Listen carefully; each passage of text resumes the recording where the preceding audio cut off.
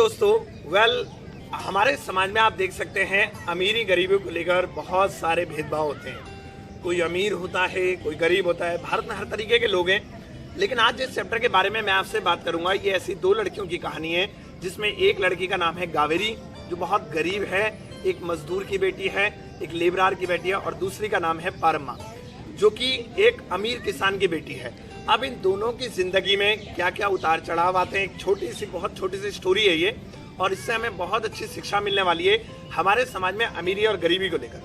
तो आज मैं सरताज सर एक बार फिर से आपके लिए लेकर आया हूँ आप ही की class BA program first year fluency in English का एक और चैप्टर। और आज जिस चैप्टर के बारे में हम लोग बात करेंगे, इस चैप्टर का नाम है सोप नट्स लीफ, यानी रीठे की पत्तियां। रीठे की पत्तियां कितनी इंपॉर्टेंट है गावेरी के लिए, इस चैप्टर में आप जरूर जानेंगे।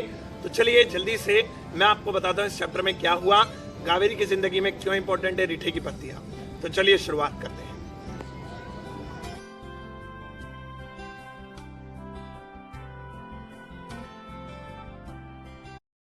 यह कहानी है दो लड़कियों की, जो उम्र में तो एक है, लेकिन फिर भी दोनों में अमीरी और गरीबी की एक बहुत बड़ी दीवार है। पहली लड़की, जिसका नाम है गावेरी, जो बेहद गरीब है और गांव के एक बंधुआ मजदूर की बेटी है। वह फटे पुराने कपड़े पहने हुए है और साथ ही साथ उसकी नाक में एक तांबे का तार है। जबकि दूसरी ओर अमीर किसान की बेटी है और उसने बेहद लुभावने कपड़े पहने हुए हैं और उसके पास सोने के जेवर हैं। एक दिन दोनों एक खेत में, एक हरे चने के खेत में निकल जाती हैं, जहां एक और पारमा उन हरे हरे चनों का स्वाद चखती चली जाती है, इस डर के बिना कि कोई उसे रोकेगा, क्योंकि वो तो एक गांव के अमीर किसान की बेटी है। किसी में हिम्मत नहीं कि कोई पारमा को या उसके पिता को कुछ कहे। जबकि दूसरी ओर गावेरी, जो कि सुबह से भूखी है, फिर भी वो उन हरे चनों की तरफ नजरें उठाकर नहीं देखती है, क्योंकि वो जानती है कि उन लोगों को मनाही है कि वो खेत से कुछ भी ले या फिर उसे खाएं, क्योंकि वो गरीब हैं और इसकी सज़ा ना सिर्फ उसे बल्कि उसके परिवार वालों को भी मिलेगी।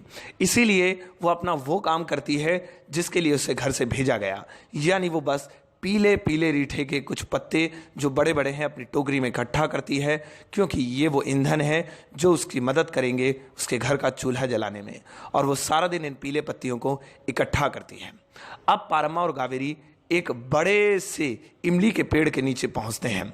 वहां पर पारमा इमलियां बीनकर और कुछ निशाना लगाकर पत्थर से तोड़कर खाने लगती है, जबकि गावेरी बेचारी मुंह देखती है।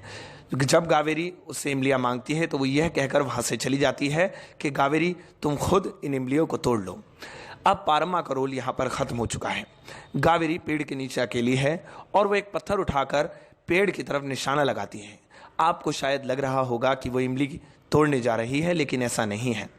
वो इमली तोड़ने नहीं बल्कि उस पत्थर से एक सूखी टहनी की तरफ निशाना लगाती है, जो शायद काफ़ी देर तक जले और उसके घर का खाना उस टहनी से बन जाए। और उस टहनी को तोड़कर वो घुटने से उसके 2 टुकड़े करके अपनी टोकरी में रख लेती है। इतने में ही उस खेत का मालिक, लैंडलॉर्ड, वहाँ आ जाता है। मालिक ये देखकर बहुत आग बबूला हो जाता है और वो उस पर चोरी का इल्ज़ाम लगाता है। गावेरी मना करती है, माफ़ी मांगती है और कहती है, मैंने चोरी नहीं की, मैंने सिर्फ और सिर्फ ये डंडी उठाई। लेकिन जमींदार का गुस्सा यहाँ भी ठंडा नहीं होता। वो उस पर उसके खेत से उपले चुराने का भी झूठा आरोप लगा देता है, जिस पर गावेरी अपनी नजरें नीचे कर लेती है और मना करती है कि ये चोरी उसने नहीं की। जमींदार एक पत्थर उठाकर निशाना लगाकर गावेरी के पैर को घायल कर देता है और गावेरी लहूलुहान हो जाती है और उसकी टोकरी पर भी लात मार देता है। गावेरी लहूलुहान होने के बावजूद अपने सारे पत्ते इकट्ठे कर घर की ओर रोती हुई चली जाती है और उस टहनी को वहीं उसके खेत में छोड़ देती है। जब वो घर जाती है तो उस रास्ते में स्कूल से बच्चों के पढ़ने की, पहाड़े गुनगुनाने की आवाज़ आ रही होती है।